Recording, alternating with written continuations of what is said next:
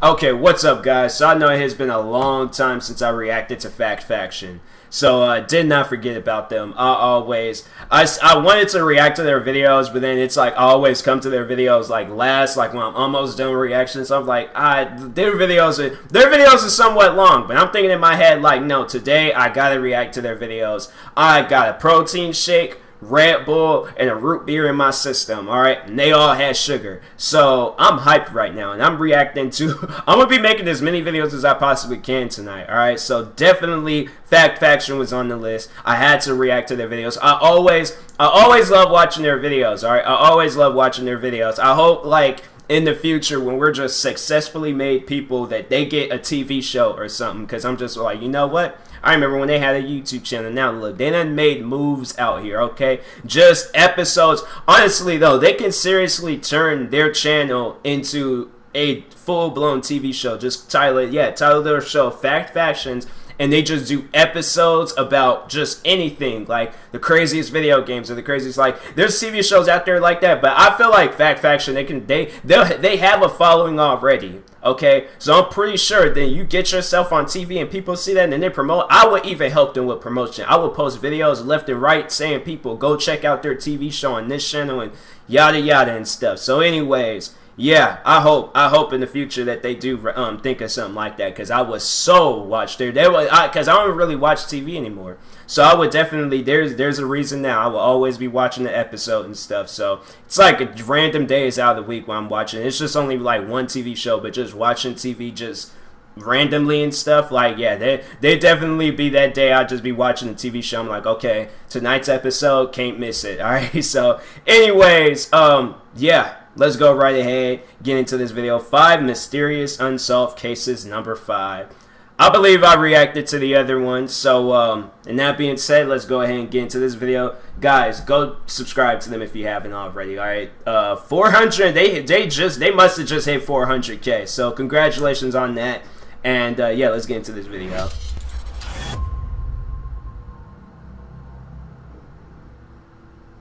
Five mysterious unsolved cases. Let's see if I can solve these cases. That's what I love about these videos. I always feel like I solve them.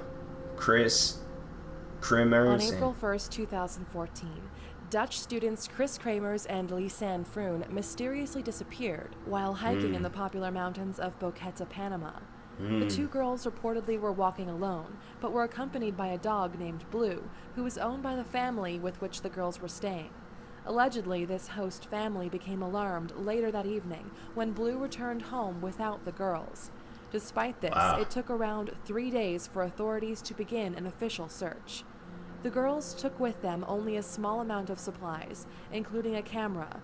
Photographs recovered on this camera show the girls hiking, smiling, and seemingly heading off trail on a... Yeah, I would. If I was like, they should be checking them. I don't know, yeah, like, I'll be checking that area in like a certain mile radius of like that area, like as far as we could possibly go. Not for tourists or hikers, but for indigenous people. This trail is, however, fairly clear and easy to follow.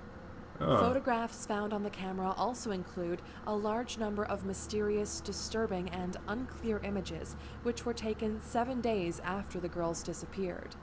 These pictures include an image of what appears to be Kramer's bloodied head. The camera was given to authorities along with the girls' shared backpack and its contents. It was handed to them by a local tribeswoman 9 weeks after the girls disappeared. The backpack also contained 2 bras, 2 pairs of sunglasses, 2 cell phones, and $83 in cash. Logs from the cell phones show that they were used to call emergency services on April 1st, 2nd, and 3rd. The cell phones were also used to check signal on the following 3 days before being disused until April 11th. On the 11th, signal was checked again on the phone belonging to Kremers. Though no PIN was entered, then the phone was switched off. In August, after extensive searches, authorities eventually found bone fragments of the girls near where their backpack was found. They found 33 fragments. 2 of these belonged to Kremers. 28 belonged to Froon, and 3 could not be identified. Froon's left foot was discovered still in its shoe. Officially, authorities say that the girls died by falling.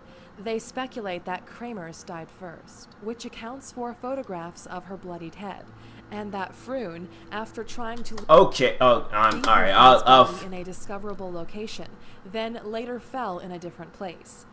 The case, however, has many suspicious and alarming details. Firstly, only a relatively small amount of the girl's bones and clothes have ever been found. Yeah. The bone fragments show no evidence of a fall or contact with animals, yeah, and their remains are far too decomposed to account for natural decomposition in such relatively cool weather. Some of the bones are also believed to have been bleached. Perhaps most strangely, there was a photograph deleted from the girl's camera. This photograph is non-recoverable, which implies that it may have been deleted using a computer. The contents of this photograph remain unknown. A number of photos have also not been released to the public. Although the authorities maintain that the girls died in a simple hiking accident, other investigators don't believe that. So sure. In the last 8 years, around 25 unsolved killings and disappearances have occurred in the same region. Most of them happened after the girls went missing. Yeah, cause see, I started thinking of this movie called The Green Inferno. Now I don't know if many people have seen that movie, but so pretty much the movie is about like these people was going on this trip in some foreign country, I can't remember, but they was going on this trip. They was in a plane. The plane got shot down. Long story, getting to the like middle and things part of it. So I would say somewhere in the middle, maybe in the beginning, but at some point in the movie, they got taken by like some weird wood people, like some like weird, just some weird people, village people, whatever you would want to call them. All right, but they lived out in the woods, and they wasn't like today's society of people like you see in business suits walking down the street. Like, no, these were some crazy cannibal people living out in the middle of the jungle. All right, so I think, because they said they only recovered parts of their body or fragments of their body and things, or of their bones. That makes no sense. That makes no sense whatsoever, okay? So what I think the same case, like in that movie, The Green Inferno, was probably the same case with these girls, all right? Now, because that just doesn't, that makes no sense. They died from pictures of her hand. Who would take the pictures then? Who would honestly take those pictures? There's somebody out there. But they were also saying that it was like a deleted photo and things. So yeah, somebody got a hold of that, and they did do that. And I don't know, maybe them village people got some Apple MacBooks out there or something like that. I highly doubt it, but somebody else is a part of that. They don't want them to know something, but something's going on out in them woods. That makes no sense whatsoever. Parts of their body is found, but they died from like a hiking fall. Then where did their bodies go? They say it looked like it was no animals got a hold of their body and things. So it's like, honestly, really, like it was, and that was the one thing that they didn't name off in this video was people, and it looked like no, it's like, so come on now, like they ain't looking for traces like that, because they're all like that's the last thing that they want to come across and stuff. So yeah, I had somebody living up out in there, or it's some people, all right, but that makes no sense to me. Just saying. JonBenet Ramsay. JonBenet Ramsay was a 6-year-old beauty pageant queen who was found dead in the basement of her parents' home in 1996. She died in the early hours of December 26th. A garrote, which had been used to strangle her, was tied around her neck. She had most likely been sexually assaulted, and she had suffered a fractured skull from a heavy blow to the head. Duct tape covered her mouth. Nylon cord was found around her wrists, and her body was covered in a white blanket. Yo, she died on Christmas. They look like it said December. Ramsay's mother, who was herself a former beauty queen, called authorities to report that she had found a 3-page ransom note in the family home. This ransom note demanded $118,000 from the family for their daughter's safe return.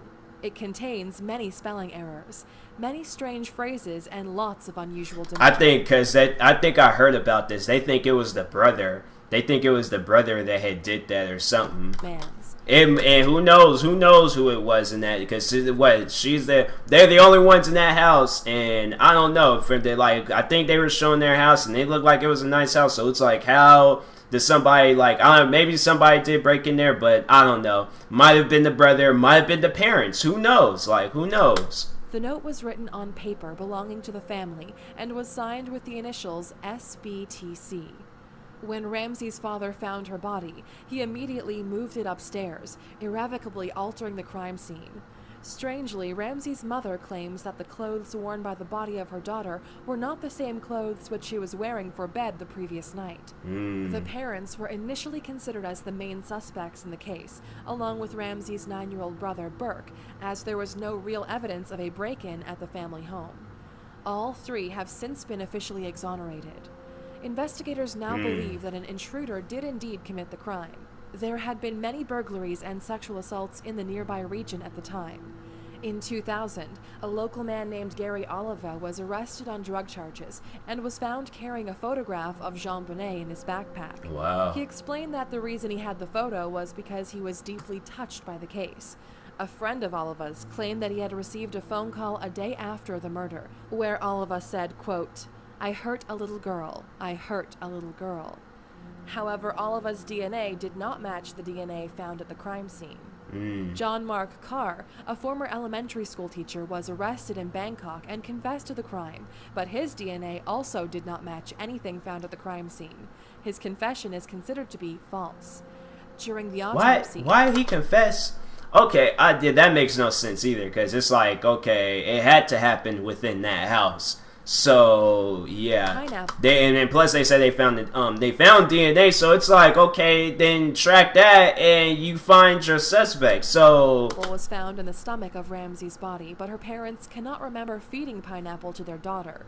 The significance of this strange anomaly remains unknown. After all these years, the bizarre case still remains unsolved.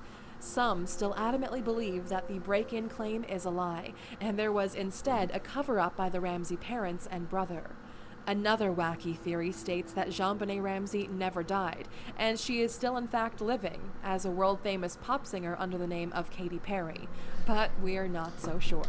Oh my man. Alright, yeah, that just doesn't really seem like that's likely and stuff, you know. Like, I think like maybe it did happen within that house, maybe somebody did break in. That just be an unsolved case. I don't know about that one. Everybody seems to be pointing the fingers at the brother though, and then there's like spelling errors. Maybe it could have been somebody like somebody, I don't even know what I'm saying, but maybe it could have been another kid, maybe somebody like that knew the brother or maybe knew the daughter or something, like somebody in the neighborhood. Could have been that. Could have been somebody within the house. Could have just been some crazy guy. But who knows? But if they did say that they found DNA and stuff, so whoever that DNA belongs to, that's the suspect. So, anyways, Missy Bevers? 45-year-old fitness instructor Terry Missy Bevers was found murdered in a Texas... I didn't want to say Beavers, but because it just sounded weird, but Bevers, maybe. ...church on April 18th, 2016. She was at the church to prepare and lead one of her regular exercise classes. Her body, which was discovered by one of her students just before 5 a.m., had a number of brutal puncture wounds to the head and chest. Ooh. Several of the church doors and windows had been damaged and broken. CCTV footage shows an unidentified person walking through the church just moments before the murder. Strangely and somewhat disturbingly, this person was wearing SWAT gear. In the footage, they can be seen casually vandalizing the church with a hammer. The person's walk has led some to believe that the mysterious figure is a female, though this, of course, cannot be confirmed. Maybe it was somebody that didn't like her. They just had like a hatred for her and things. Who knows? That's creepy. That's legit creepy, man. Man, that's crazy. Just had a hatred for that church, didn't like it. And it had to be like an inside, you know, job like thing. Like someday they went there on the regular. Because it's just like, I don't know, it just looks like they know their way around that place, alright? So, and it's like, and then for them to obtain SWAT gear, but I think they did say this happened last year, so they could easily bought that off of, like, online or something and things, and then just, you know, walking around in it and stuff. Because I think you can buy that stuff online. I think you can at least. I don't know, but, maybe I feel like that they had to know their way around. They had to been there before. They had to. But that's definitely the one. Investigators have established that the injuries on Bevers' body were most likely inflicted with a hammer. Yeah. In the period leading up to the murder, Missy had been suffering from financial problems and marital issues, though her husband denies any role in the murder. She had also allegedly received a creepy and strange message on social networking site LinkedIn from an unknown male. During the investigation, Bevers' father-in-law was questioned by police after taking a woman's bloodied shirt to a dry cleaner. He claims that these stains were the result of a fight between his dog and another, which was confirmed by a local veterinarian. Okay. In this video, footage of Bevers' father-in-law and the person in the CCTV footage have been placed side by side. Many people believe that the two walks look very similar, with some stating they look identical. What do you think? Might have been. Who knows?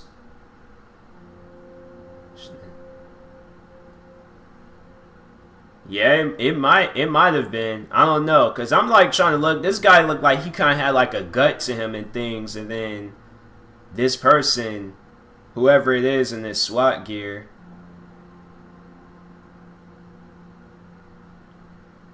Dang, that's crazy.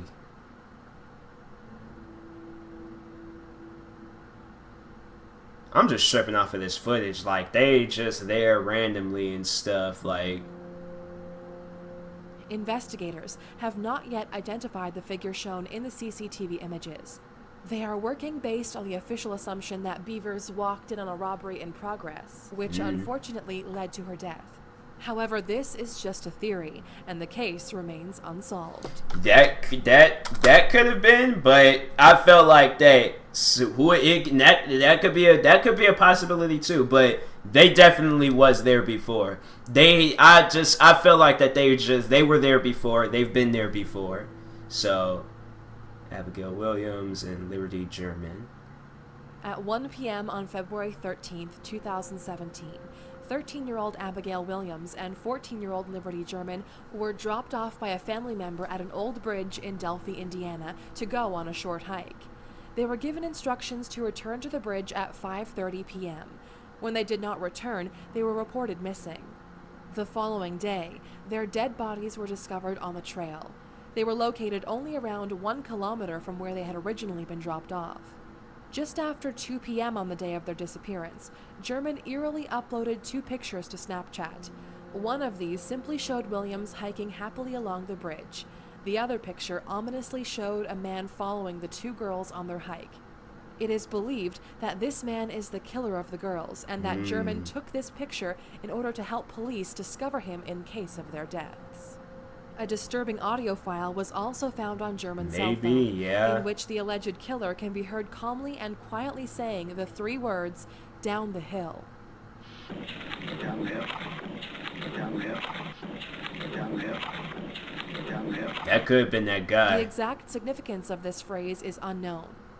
Authorities probably was telling them like, yo, let's go down the hill or something, or there's something down there, something. Confirmed that this footage is longer in its entirety, but contains disturbing content which is not suitable for public release. Up to now, police have received around 20,000 tips from the public, but have been unable to find the killer. They have also released an e-fit of his face. Autopsies have been undertaken, but police have not yet revealed how the girls were killed, what wounds they had, and whether any weapons were used.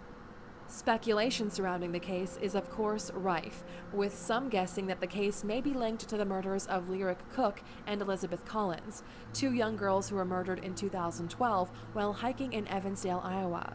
Some have also speculated that the man who owns the land on which the girls were hiking may be involved. This man is currently serving time in jail for drunk driving charges. The theories continue, as does the investigation. Well, yeah, they gotta just say, look, well, of course, because they was like, that case blew up, so it's probably like, that guy ain't gonna never return there again. He's probably in hiding. Could be that guy in jail, who knows, but, yeah, definitely that guy, he has to be, like, living in that area or around that area and stuff. Might have been that person, that house that they pointed out and things, and so, yeah, but I went and, like, 2 kids...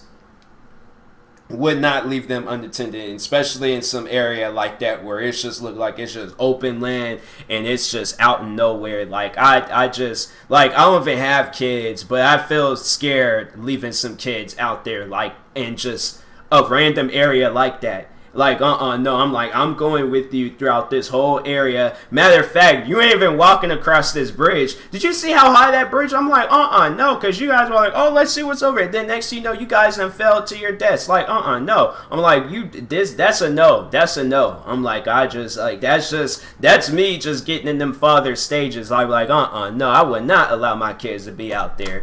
Not by themselves. Even if I am there on that bridge, oh no, I'm terrified of heights. September 7th, 2000. I'm like, whatever I'm terrified of, you better be terrified of the same thing, because I'm like, you definitely would not be walking across that. Minnesota resident Corrine McCabe received a strange and disturbing voicemail message from her husband, Henry McCabe. It was sent around 2:30 a.m. In the voicemail, growls, groans, and moans can be heard, along with a voice that appears to say, "Stop it." The message then abruptly ends.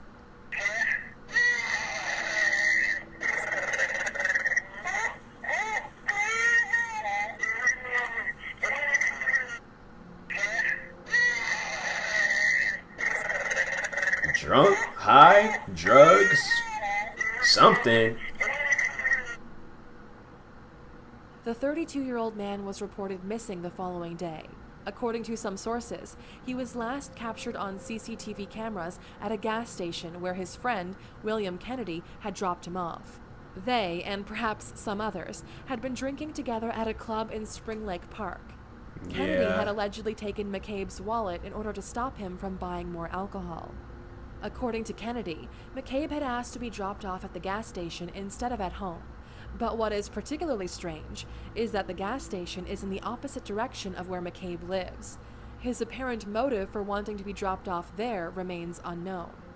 When Kennedy spoke to the police, he initially gave inaccurate information about where he had dropped off McCabe and inaccurate information about other key details, though as of now, his involvement in the case is not being considered as suspicious.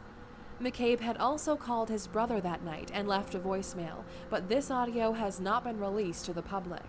McCabe's body was found 6 miles away from the gas station, around 8 weeks later, floating in a lake. Wow. The autopsy revealed that he had drowned, though investigators have left the case open, largely due to the disturbing sounds in the voicemail.